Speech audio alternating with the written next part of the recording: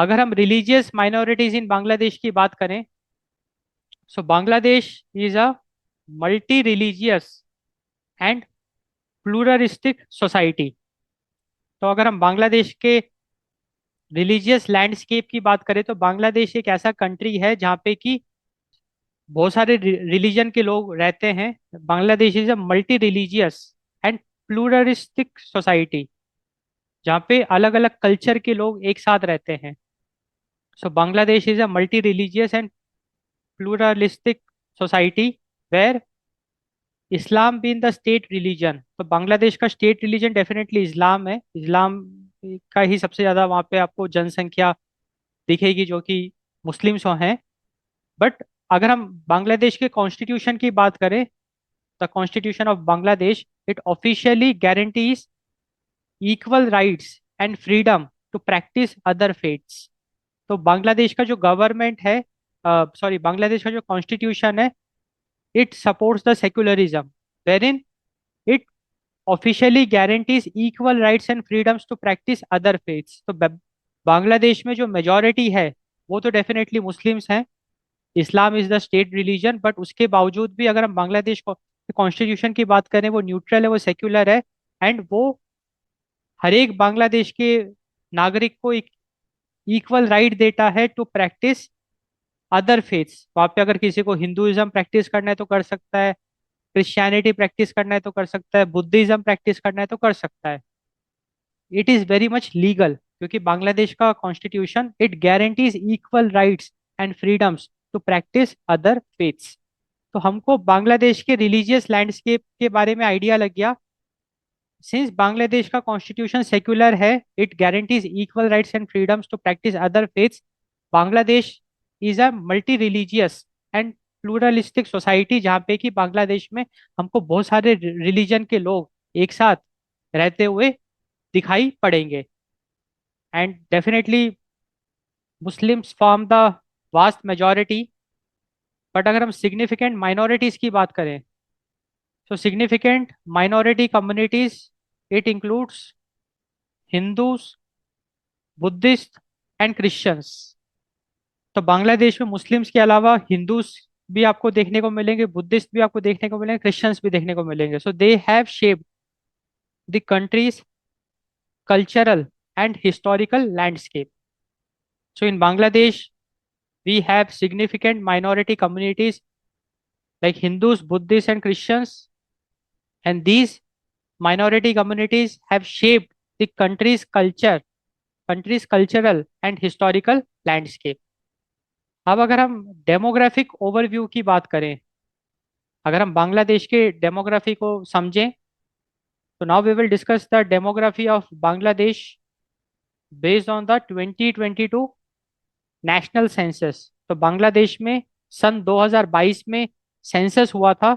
And उस census के आधार पे हम बांग्लादेश की डेमोग्राफी को डिस्कस करते हैं। So the religious composition of Bangladesh, अगर हम रिलीजियस कंपोजिशन की बात करें बांग्लादेश के, if we talk about the religious composition of Bangladesh, तो 91%, लगभग 91% of the population are Muslims and predominantly Sunni. तो बांग्लादेश में आपको मुस्लिम्स 91% मुस्लिम्स देखने को मिलेंगे एंड मेनली सुन्नी। हिंदूज की अगर हम बात करें तो 7.95%, लगभग 8% आपको हिंदू पॉपुलेशन देखने को मिलेगी। And Hindus are the largest religious minority in Bangladesh. लगभग 8% of the population of Bangladesh is Hindus, 0.61% Buddhist, 0.03% Christians, and 0.12% others like 6 and other indigenous groups. तो हमने रिलीजियस कंपोजिशन इन बांग्लादेश देखा based on the 2022 national census. हमने ये देखा कि 91% of the Bangladeshi population practice Islam, they are Muslims. 8% of the Bangladeshi population are Hindus, 0.61% Buddhist, 0.3% Christians, and 0.12% they practice other religion. And Hindus form the largest religious minorities in Bangladesh. तो ये जो भी हमने numbers discuss किए, इसका जो source है that is the national census 2022। तो बांग्लादेश में 2022 में नेशनल सेंसस हुआ था, एंड उसी के सेंसस का डेटा ही हम यहाँ पे डिस्कस कर रहे हैं, रिलीजियस कंपोजिशन ऑफ बांग्लादेश। अब हम देखते हैं की minority communities in Bangladesh. So if we talk about key minority communities in Bangladesh, if we talk about key minority communities in Bangladesh, तो सबसे पहले वी हैव हिंदूज। तो अगर हम हिंदूज की बात करें तो लगभग 8% of the Bangladeshi population, 8%, around 8% of the Bangladeshi population are Hindus. And Hindu की अगर हम बात करें तो Hindus are the largest religious minorities in Bangladesh. So Hindus are concentrated in northern Bangladesh, southwestern Bangladesh, northeastern region, northeastern region of Bangladesh, like Sylhet and खुलना। तो यहाँ पे आपको हिंदुओं की आबादी देखने को मिलेगी। तो अगर हम हिंदूज का कंसंट्रेशन की अगर हम बात करें तो नदरन बांग्लादेश में हमको हिंदूज देखने को मिलेंगे, साउथ वेस्टर्न बांग्लादेश में हिंदूज देखने को मिलेंगे, एंड नॉर्थ ईस्टर्न बांग्लादेश में हिंदूज देखने को मिलेंगे। एंड अगर हम स्पेसिफिक रीजन्स की बात करें तो सिलेट एंड खुलना। एंड अगर हम कंपोजिशन की बात करें हिंदू कंपोजिशन की, तो बेसिकली बांग्लादेश में we will see lots of Bengali. So predominantly we will be seeing Bengali, and इसके अलावा we will also see some indigenous tribes practicing Hinduism.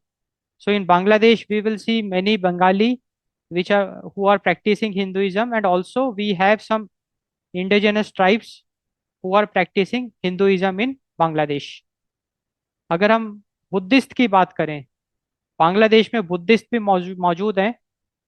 लगभग 0.61% of the Bangladeshi population they practice Buddhism.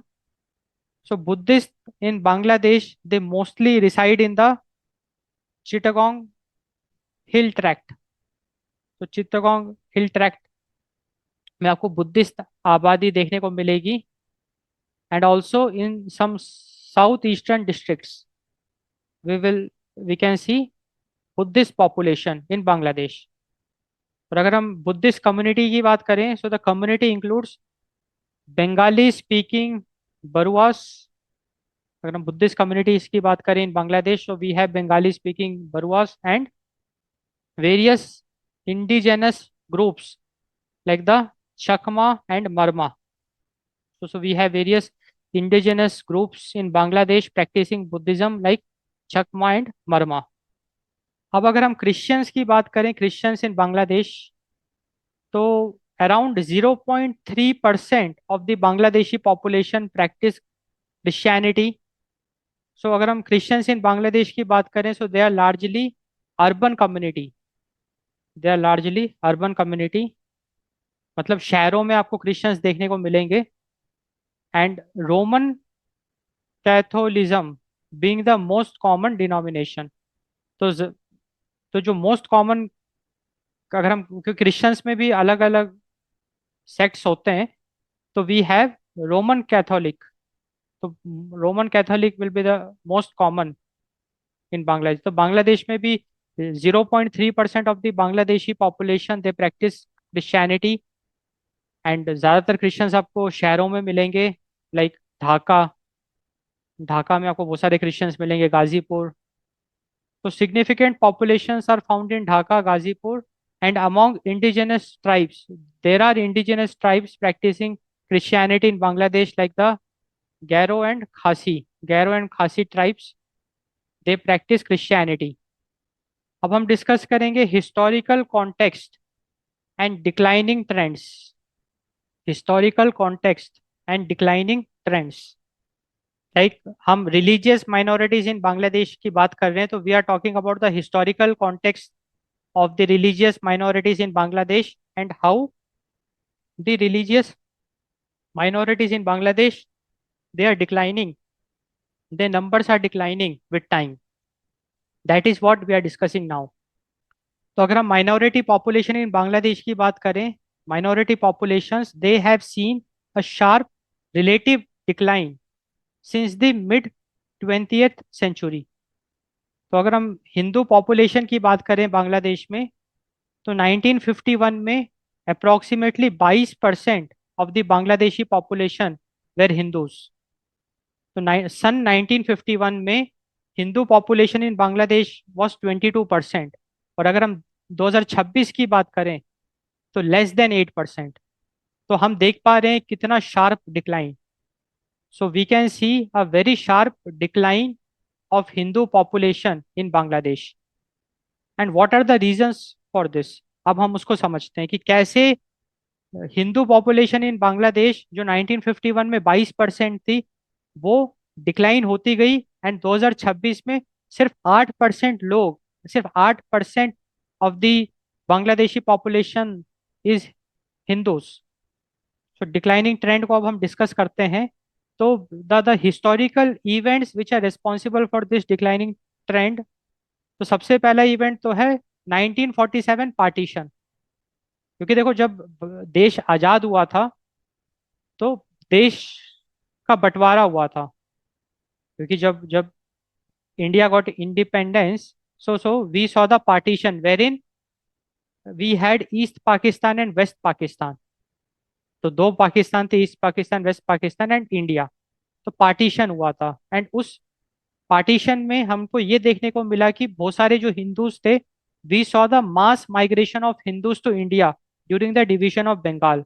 तो जब देश आजाद हुआ था, तो देश का पार्टीशन हुआ था, तो बंगाल में भी हमको पार्टीशन देखने को मिला, जहाँ पे कि एक हिस्सा बंगाल का ईस्ट पाकिस्तान बना दिया गया।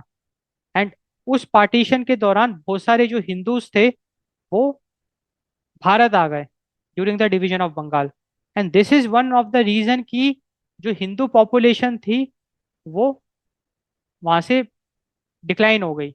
एंड दूसरा जो बड़ा रीजन है, दैट इज द 1971 लिबरेशन वार। तो वी नो कि 1971 में बांग्लादेश आजाद हुआ, बांग्लादेश बना, क्योंकि उससे पहले तो इट वाज ईस्ट पाकिस्तान। तो 1971 में एक युद्ध हुआ जिसमें कि Bangladesh got formed, it got liberated, and we saw the emergence of Bangladesh. And ये जो 1971 लिबरेशन वार हुआ, इसमें we saw that minority groups especially Hindus, they were disproportionately targeted by the Pakistani army. तो जब ये 1971 लिबरेशन वार हुआ, इसमें हमको ये देखने को मिला कि जो हिंदू थे बांग्लादेश में, उन पे अटैक हमको देखने को मिला भाई पाकिस्तानी आर्मी।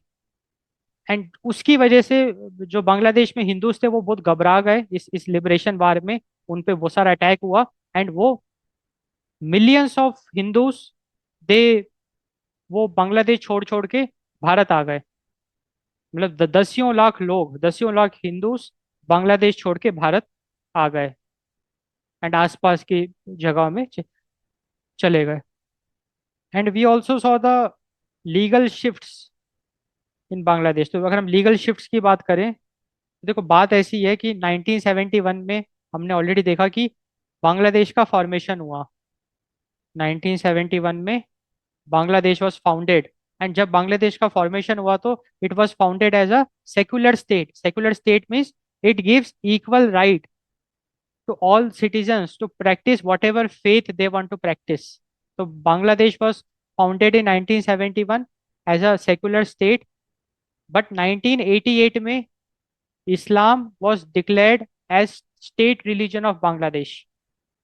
And 2010 में जब आवामी लीग पावर में आई, शेख हसीना जब पावर में आई, secularism restored to constitution, but Islam remain the official state religion. तो 2010 में फिर से बांग्लादेश को मतलब एज अ सेक्युलर कंट्री देखा गया, क्योंकि जो आवामी लीग थी, शेख हसीना की जो सरकार थी, उसने 15 साल रूल करे, 3 टर्म उन्होंने जीता। एंड 2010 में, एंड वो जो आवामी लीग है, उनका जो आइडियोलॉजी है वो सेक्युलर आइडियोलॉजी है, एंड जिसकी वजह से 2010 में बांग्लादेश में हमको secularism, we saw the restoration of secularism. In Bangladesh. अब हम देखते हैं रीसेंट कंसर्न्स एंड अटैक्स। तो अभी हमने खबरों में देखा होगा कि अगर हम रिलीजियस माइनॉरिटीज इन बांग्लादेश की बात करें, so they are facing violence. So we have some recent concerns and we saw attacks on Hindus in Bangladesh.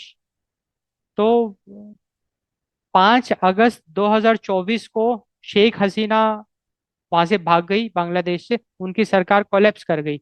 And 8 अगस्त 2024 को बांग्लादेश में इंटरिम गवर्नमेंट बनी, which was led by Nobel laureate doctor Mohammad Yunus.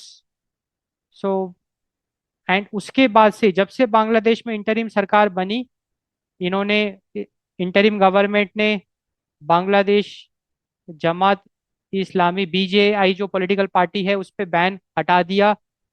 And बहुत ज़्यादा हमको वहाँ पे हिंदुओं के खिलाफ अत्याचार देखने को मिला। So post August 2024 political transition, जब से बांग्लादेश में इंटरिम सरकार बनी, we saw the rise in violence against minorities in Bangladesh, especially the Hindu minorities in Bangladesh.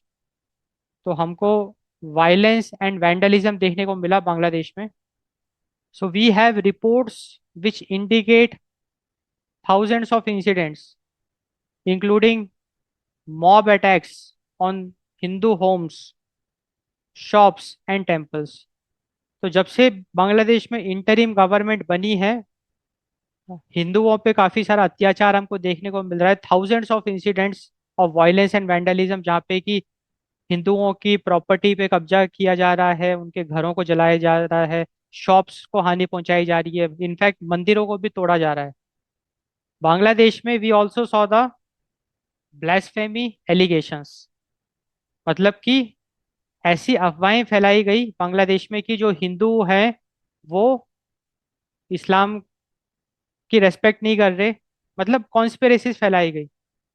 And इस कॉन्स्पिरेसी की वजह से, so minority members have been frequently targeted following the rumours और सोशल मीडिया एलिगेशंस। तो हिंदू माइनॉरिटीज के खिलाफ काफ़ी अफवाहें फैलाई गई, सोशल मीडिया प्रोपागेंडा चलाया गया, जिसकी वजह से लोग भड़के। एंड वो इतने भड़क जाते थे कि सीधा हमला कर देते थे Hindu families in Bangladesh. So we saw frequent targeting of minority members in Bangladesh. अब अगर हम तीसरा बहुत इंपॉर्टेंट एस्पेक्ट देखें, that is systematic pressure, systemic pressures.